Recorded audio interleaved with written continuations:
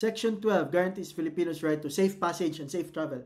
This right covers various aspects of their journeys, particularly for those working internationally. Section explicitly states seafarers have the right to safe passage.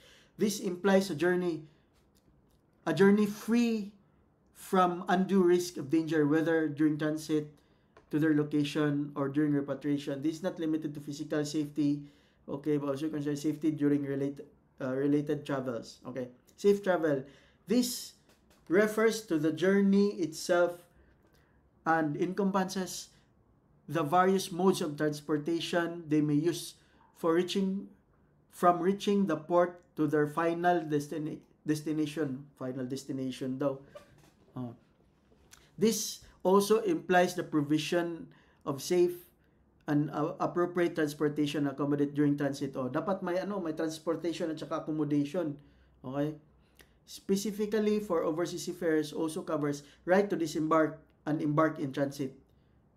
Seafarers have the right to live on board the ships and in other countries during their journeys to their work relocations.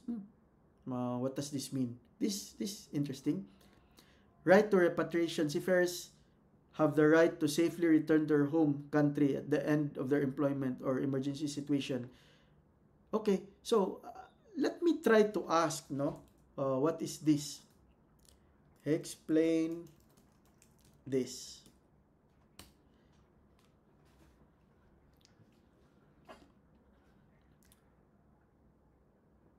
So that's section 12.